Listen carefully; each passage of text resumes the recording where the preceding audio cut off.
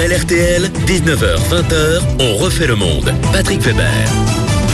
Bonsoir, bienvenue sur Bel RTL. Si vous venez d'arriver pour refaire le monde, comme tous les soirs entre 19h et 20h, une heure de débat, une heure de polémique, une heure de débriefing de l'actu et tout ça bien évidemment sans langue de bois au sommaire.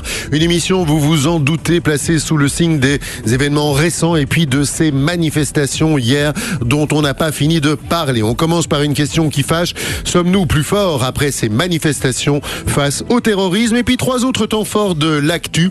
Face la course à l'info a-t-elle mis les otages en déroute? Faut-il faire descendre l'armée dans la rue? Ça aussi, c'est vrai que c'est une question que j'aurais déjà voulu aborder ce soir. Et puis, pour aborder tous ces sujets, eh bien, trois polémistes autour de la table. Démétrio Scagliola, rédacteur en chef adjoint de Sud Presse.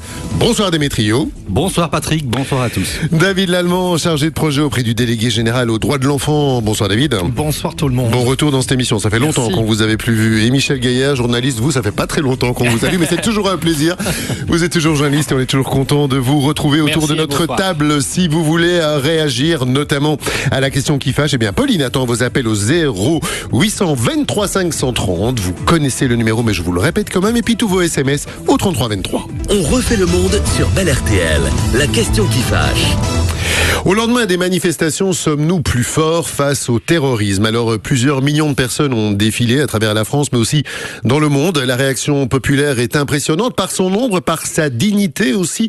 Aujourd'hui se pose la question de l'impact d'une telle mobilisation. Est-ce que cette marée humaine peut vraiment changer quelque chose? Êtes-vous rassuré? Êtes-vous inquiet? Nous vous avons posé la question par rapport à l'avenir et vous avez une question qu'on vous a posée bien évidemment sur la page Facebook de RTL Info et vous avez réagi pendant toute la journée. J'épingle déjà quelques messages que nous avons reçus. Cathy Gilotto qui dit moi ça va me marquer. Elle a peur, Cathy, elle le dit. J'ai tout suivi sur RTL. J'avais très peur car nous sommes des êtres humains et j'avais peine à croire ce que je voyais. Anaïs Ivankovic qui dit moi aussi je suis très inquiète, nous ne sommes plus à l'abri d'une catastrophe. Nina Rigaud, elle se dit inquiète, révoltée, remontée. Les qualificatifs ne sont pas assez nombreux, mais elle ne veut pas en aucun cas céder à la psychose collective. Et là, ça revient souvent. Encore un message de Rif Ketama qui dit nous sommes en guerre. Oui, je suis inquiet pour nos enfants, nos parents et notre famille. Alors, une majorité de gens inquiets, quelques réactions, on est plutôt dans une balance de 2 tiers, 1 tiers, je dirais. Les gens qui n'ont absolument pas peur, par exemple, Ronald Grégor qui dit non, nous devons être le rempart de nos enfants, ou alors Irdor Telop qui dit il est important d'être inquiet mais sans céder à la panique et surtout il faut fermer les frontières. C'est revenu très très souvent ça aussi dans vos réactions. Michel Gaillard, vous êtes comme nous tous, vous avez suivi ces manifestations, peut-être manifestiez-vous vous-même à Bruxelles.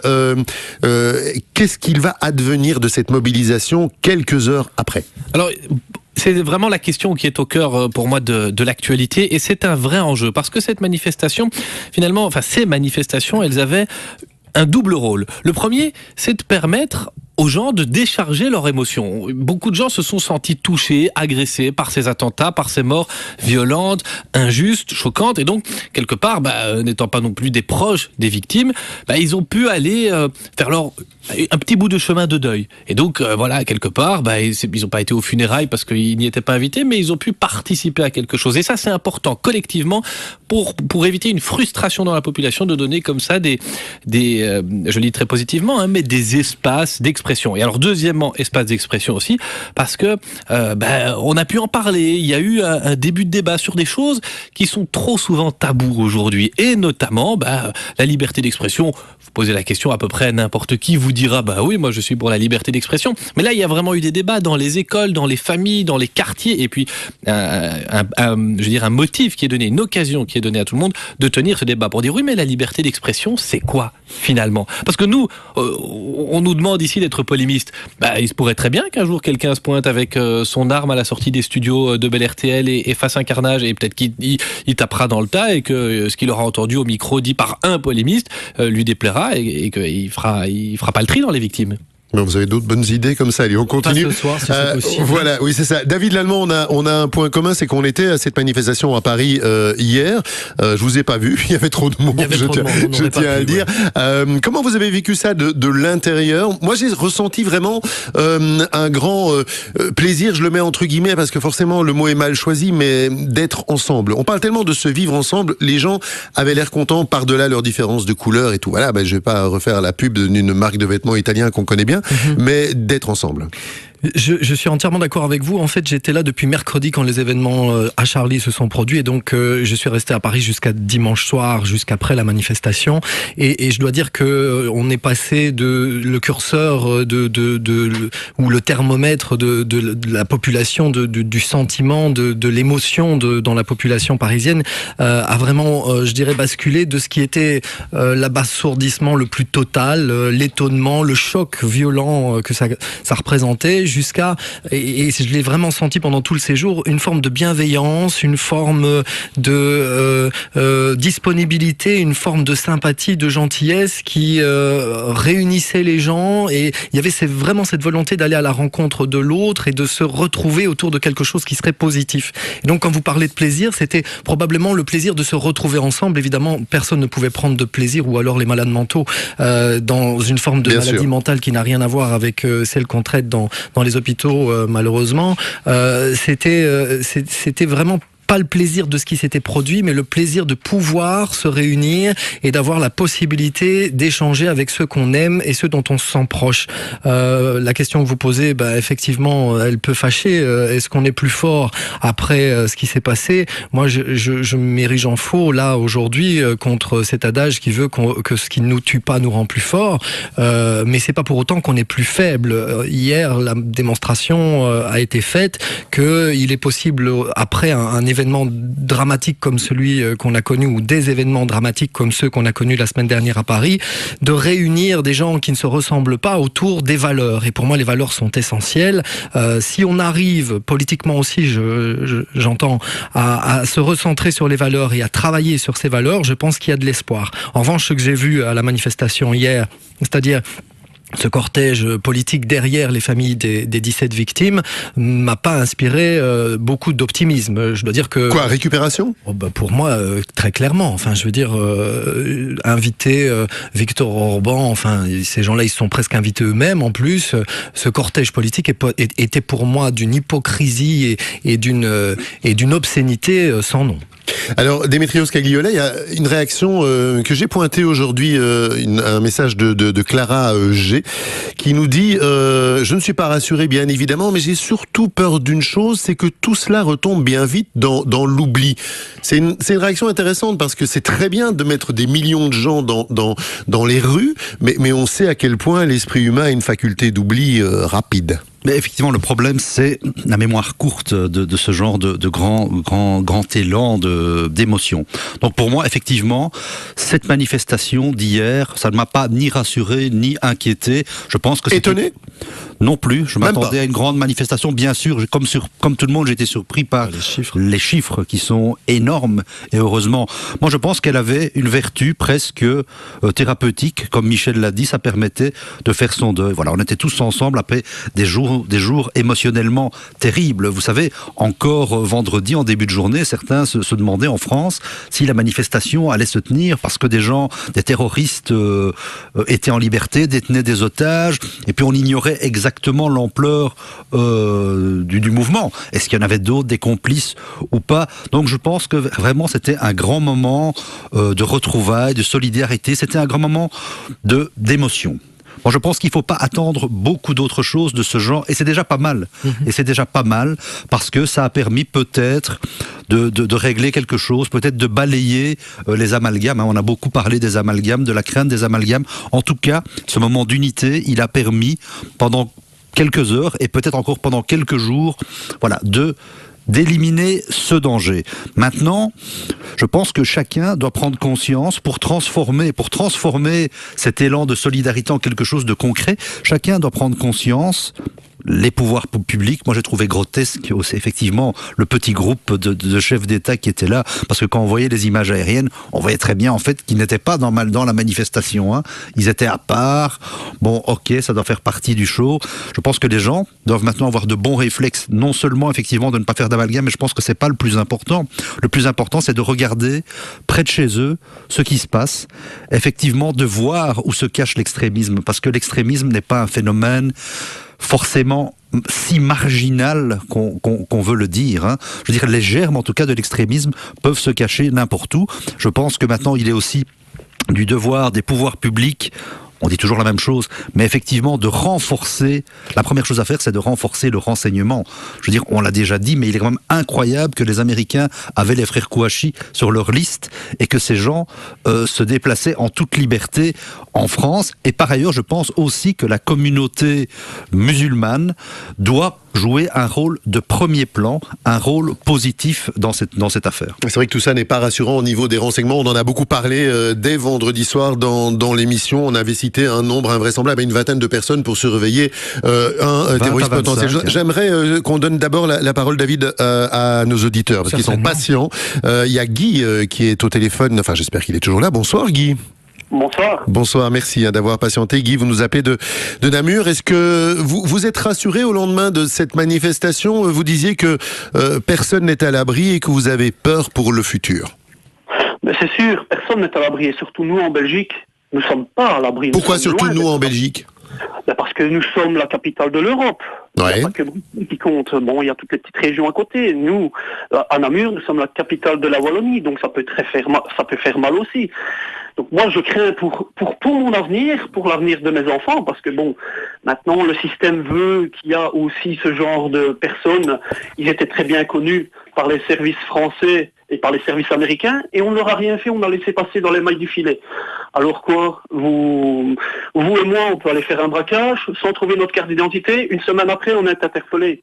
Attendez, s'il vous plaît, quoi. C'est vraiment se moquer des gens. Donc, mais il n'y a pas que ça. On exclut de tas de personnes. Ici en Belgique, les réformes du chômage, etc. Vous croyez que les exclus, ils vont faire quoi quand ils vont se retrouver sans rien? Le mec qui avait tout et que du jour au lendemain, il se retrouve sans rien.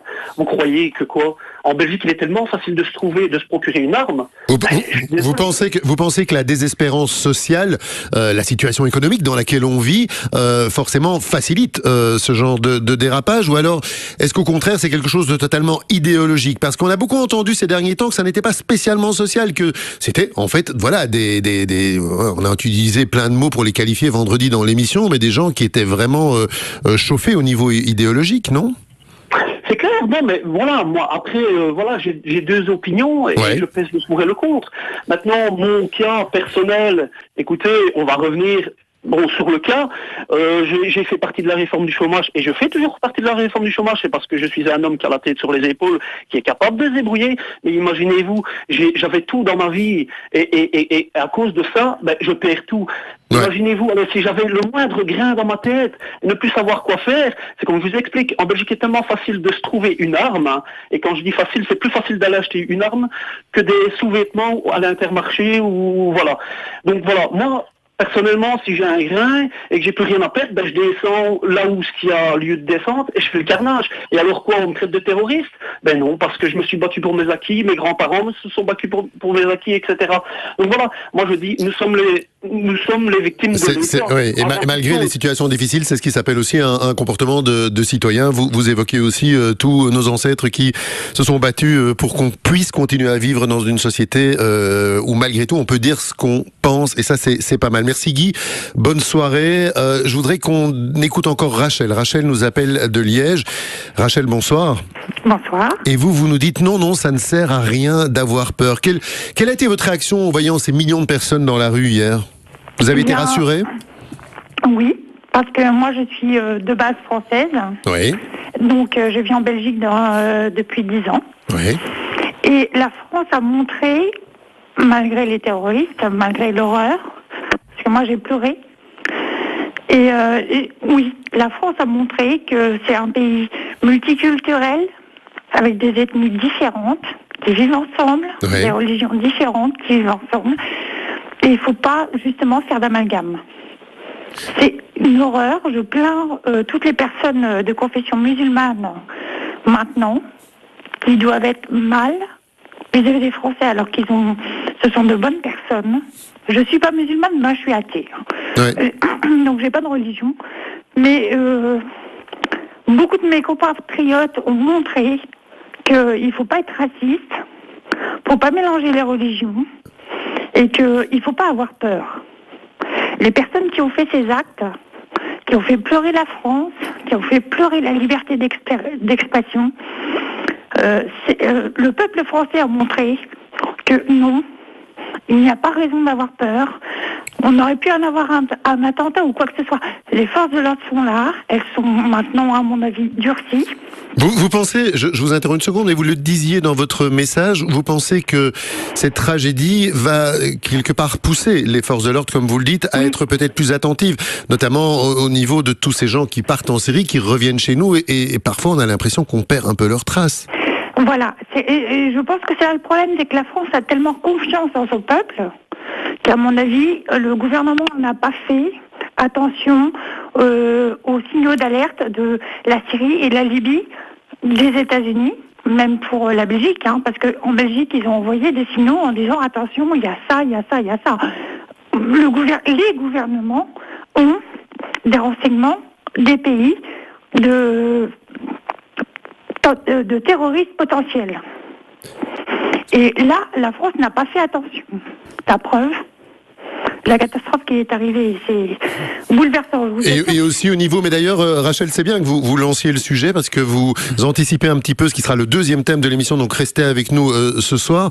Vraiment, l'idée, c'est de se dire, tiens, et le manque de communication entre les différents pays et les différents services de sécurité. Ça inquiétait aussi beaucoup nos auditeurs. Encore une toute petite question, un peu court, Rachel, parce qu'on avance. Vous disiez aussi, moi, j'ai plus peur de la montée du racisme que des attaques terroristes. Oui.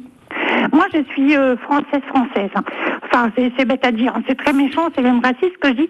Mais je suis française d'origine, une pure bretonne. Mais moi, j'aime tout le monde.